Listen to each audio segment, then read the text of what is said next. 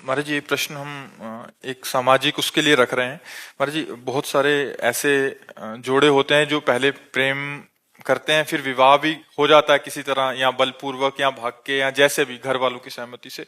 फिर क्या होता है आगे चल के, जब एक दूसरे के बारे में पता लगता है और फिर उनकी कमियां नजर आती हैं, फिर वो और ज्यादा धोखाधड़ी, या और कहीं संबंध है उसके, या पहले भी संबंध थे, तो महाराज जी फिर इतना ज्यादा हो जाता है कि अब ना घर के रहे ना घाट के रहे। माता पिता की इज्जत भी दाव में लग जाती है अगर छोड़ते हैं, अगर पकड़ते हैं तब भी लगी हुई थी। तो महाराज जी ऐसे में बहुत सारे ऐसे दंपति हैं जो एक एक पक्ष वो दूसरे को समझा रहे हैं, बाद में जाके तो फिर वो मानसिक तनाव से बहुत गुजरना पड़ता है, फिर डिवोर्स केसेस और बहुत सारे लव मैरिज ऐसी हैं कि वैसे जो जो बाद में। हमारा शास्त्रीय विवाह है, बड़ा मंगलमय परिवार चला। कभी कोई एक दो की बात नहीं कह रहे। जो हमारी शास्त्रीय पद्धति है सनातन धर्म की, दसियों बार लड़का और लड़के के परिवार का परिचय लिया जाता था जाके।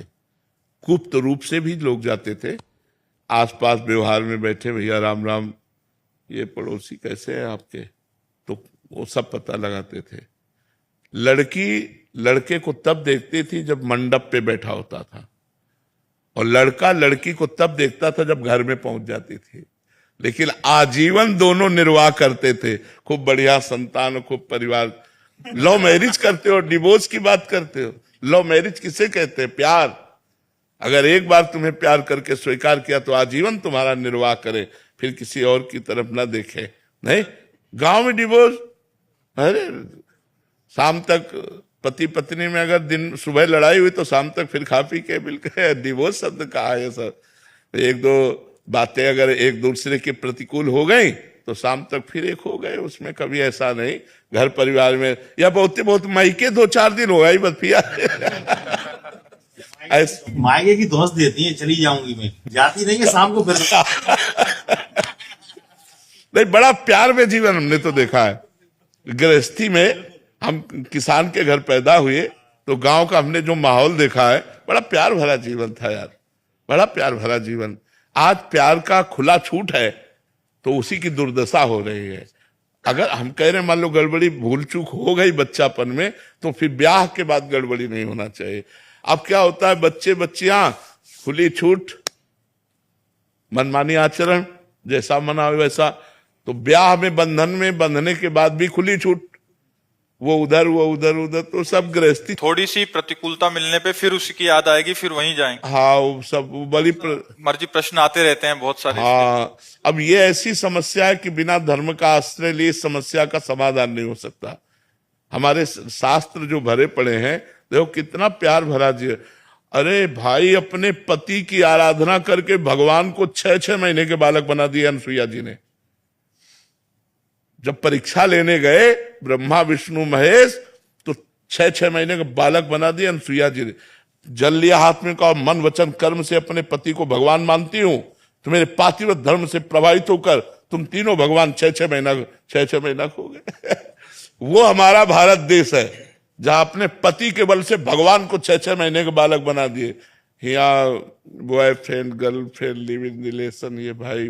लेकिन आप खुद देख लो कि आप लोगों के चरित्रों का परिणाम क्या हो रहा है कि लव मैरिज करने के बाद, माता पिता परिवार का त्याग करने के बाद तुम्हारे पास जो लड़की आई है उसके साथ तुम कैसा व्यवहार कर रहे हो, या जो अपने परिवार से द्रोह करके लड़का तुम्हें जो समर्पित हुआ उसके साथ कैसा व्यवहार हो रहा है। दोनों का अगर प्रेम विवाह हुआ है तो हमें लगता है आजीवन क्यों नहीं होना चाहिए, क्योंकि पसंद से हुआ है। लेकिन वो प्रेम विवाह प्रेम के लिए नहीं हुआ था, वो काम के लिए हुआ था। जब काम की पूर्ति में बाधा पड़ी तो इधर उधर फिसलने लगते हैं, फिर पूरा परिवार नष्ट हो जाता है। तो हमें लगता है हमें धर्म से चलना चाहिए। जी, पहले क्या करना चाहिए कि अब अगर कुछ नहीं ऐसा हुआ तब क्या जिम्मेदारी है, या हो गया है प्रेम विवाह फिर क्या जिम्मेदारी है? देखो एक बात बताएं, जब कैंसर हो जाता है ना, तो चाहे जितने कीमो लगवाओ और चाहे जितना बड़ा ऑपरेशन करो, वो 1-2 साल में धोखा फिर दे ही देता है, नहीं दे देता है। ये कैंसर की तरह बीमारी है काम। 1-2 साल बाद जब आपको उसकी याद आएगी तो आपको मन यही कहेगा कि इसमें सुख नहीं है जो उसमें सुख था। अब आपका धीरे से मन नंबर लगाने का करेगा फिर वो बिगड़ता चला जाएगा। चंचल मन संभालना बड़ा कठिन है बिना अध्यात्म के।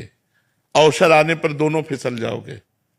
इसलिए हमें लगता है कि हमारे धर्म से चलना ही ठीक है। ये जो नई पद्धति चली है इसमें ठीक नहीं है, इसमें ठीक नहीं है। अगर हम धर्म से देखो, बड़े बड़े साधु महात्मा चूक हो जाती है तो फिसल जाते हैं। विचार करो, जिन्होंने साधना की है, आप लोग तो साधना ही नहीं करते, आप लोग तो चूक में पड़े हुए हो। अगर आप सुधारना चाहो तो पहले कसम खाओ दोनों कि अब तक जो हुआ हम कभी नहीं करेंगे। अगर ये कसम खा के ब्याह हो, आज से हम दोनों के दोनों हैं, कभी हम किसी को स्वीकार नहीं करें, बहुत बढ़िया यार जीवन चल जाए, लेकिन ऐसा नहीं हो पाता। पर आप बताओ, अगर आप प्रश्न करोगे ऐसे तो फिर हम उत्तर कहां से दें? उत्तर यही देंगे कि आप गलत हो, आप सुधार करो, आप धर्म से चलो। हमारे बच्चे, हमारी बच्चियां यदि धर्म से चलेंगे तो गृहस्थी बहुत बढ़िया बनेगी जाके, और अगर अधर्म से चलोगे तो गृहस्थी बढ़िया नहीं बनेगी। जब हम अपने पति को स्वीकार कर लेते हैं, महीना 2 महीना 4-6 महीना या साल हो जाता है तो मन उब जाता है, क्योंकि मन को नवम चाहिए। इसलिए मन को अध्यात्म के द्वारा रोका जाता है, धर्म के द्वारा रोका जाता है। कि हमारा धर्म नहीं कहता कि हम तुमको स्पर्श करें क्योंकि हमने ब्याह कर लिया है। अब नहीं, कोई अगर ऐसे नियम से चले तो भले गृहस्थी बनी रहे, नहीं तो जो आचरण चल रहे हैं उनमें मन चंचल हो रहा है, इंद्रियां अपवित्र हो रही हैं। वो इंद्रियां चंचल और अपवित्र मन वो कभी एक बंधन में बंध कर बहुत काल तक निर्वाह करे, असंभव। इसीलिए ब्रह्मचर्य की पहली अवस्था कही गई। हमारे यहाँ 4 आश्रम हैं, ब्रह्मचर्य, गृहस्थ, वानप्रस्थ और सन्यास। अपने भारत देश में सनातन धर्म में 4 आश्रमों की ऋषि मुनियों ने व्यवस्था की। पहला आश्रम सबके लिए ब्रह्मचर्य है। अब ब्रह्मचर्य से गृहस्थ जाओ या विरक्त भाव में जाओ तो यहां से मोड़ हो जाता है, लेकिन पहला आश्रम सबका ब्रह्मचर्य है। अब उसी ब्रह्मचर्य आश्रम में हम लोग गलती कर रहे हैं, ब्रह्मचर्य आश्रम को ही नष्ट कर रहे हैं। तो न गृहस्थ बन पा रहा है, न विरक्त बन पा रहा, सब गड़बड़ हो गया। अगर नींव गड़बड़ हो तो महल गड़बड़ ही होगा।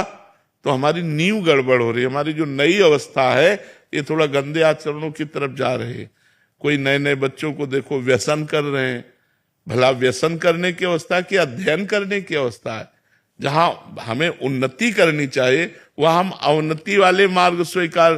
कोई गलत आचरण अगर हमारे ना हो बचपन से लेकर के 25 साल तक, तो हम अच्छे विद्यार्थी बन सकते हैं। हम अपनी समाज सेवा के लिए किसी भी पद में जाएंगे, हम बहुत अच्छे बन जाएंगे। अब जब आप शुरू में ही नशा और व्यभिचार आदि दोष स्वीकार कर लिए तो आपकी जो नींव थी वो खराब हो गई। आप किसी भी पद में जाएंगे तो आप भ्रष्ट होंगे, आप उन्नतिशील नहीं होंगे, आप इधर उधर दृष्टि डालने वाले होंगे, आप घूस लेने वाले होंगे, क्योंकि आपका स्वभाव बन चुका है व्यसन करना, व्यभिचार करना। तो व्यसन और व्यभिचारी को अर्थ की अधिक आवश्यकता होती है। तो आप उसे अर्थ चाहिए, चाहे धर्म से मिले चाहे अधर्म से मिले। जो व्यसन रहित है, व्यभिचार रहित है, वो धर्मात्मा पुरुष प्राण त्याग सकता है, लेकिन अधर्म नहीं कर सकता।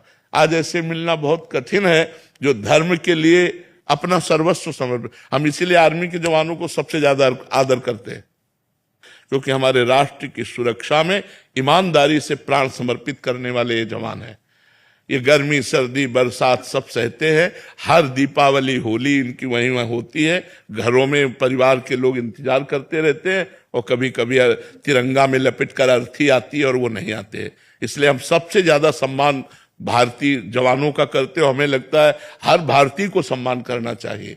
सुविधा भी देखो क्या है, जो मिला सो खाया, नहीं तो चाहे जहां खड़े कर दो, चाहे हिमालय में खड़े कर दो, चाहे बॉर्डर में खड़े कर दो, कब गोली आवे कोई भरोसा नहीं। प्राण त्यागने के लिए तैयार है। इसलिए हम आर्मी के जवानों को विशेष सम्मान देते हैं। जो अपने धर्म में, अपने राष्ट्र में प्राणों को बलिदान करना चाहे, हम उसे नमस्कार करते हैं, उसे प्रणाम करते हैं। तो अगर हम ईमानदारी से, हम सब एक भारत के हिस्से हैं, हम जितने भारतीय हैं हम एक भारत का हिस्सा हैं। अगर हम गड़बड़ होते हैं, गलत आचरण करते हैं, तो हमारा भारत एक हिस्से में गड़बड़ हो रहा है, एक हिस्से में गलत हो रहा है।